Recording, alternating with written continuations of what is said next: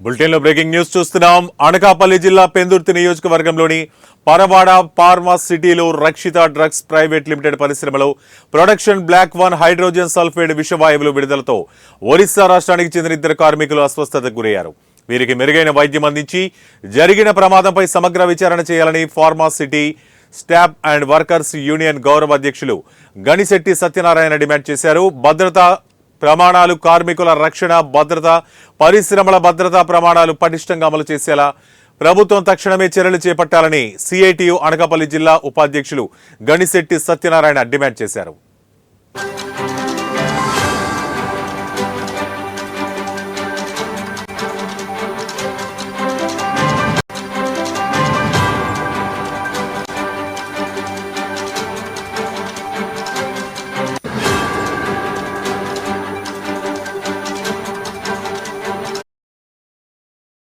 భద్రతా ప్రమాణాలు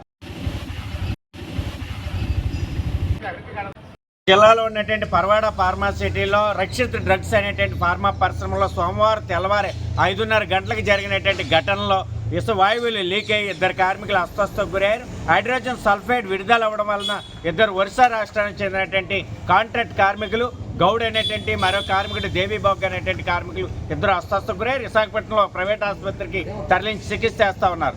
వీళ్ళకి మెరుగైన వైద్యం అందించాలని, జరిగినటువంటి ఘటన మీద సమగ్రమైన దర్యాప్తు చేయాలని మేము డిమాండ్ చేస్తూ ఉన్నాం. అధికార యంత్రాంగం ఇప్పటికైనా సరే జరిగినటువంటి ఘటనలన్నింటి మీద సమగ్రమైన విచారణ చేసి ఆయా యాజమాన్యాలు భద్రతా ప్రమాణాలు పాటించేటట్టుగా చర్యలు చేపట్టాలి. భద్రతా ప్రమాణాలకి అధిక ప్రాధాన్యత ఇచ్చేటట్లుగా చర్యలు చేపట్టాలి. ఆ రకంగా కాకపోతే కార్మికుల యొక్క ప్రాణాలు అరిచేతులు పెట్టుకుని క్షణ భయాందోళనలో విధులు నిర్వహించవలసినటువంటి పరిస్థితులు ఏర్పడుతూ ఉన్నాయి. అందుకని భద్రతా ప్రమాణాలు పాటించడం కోసం, భద్రతా ఆడిట్ నిర్వహించడం కోసం ప్రభుత్వ అధికార యంత్రాంగం చర్యలు చేపట్టాలనేసి సిఐటియు అనకాపల్లి జిల్లా కమిటీ డిమాండ్ చేస్తా ఉంది.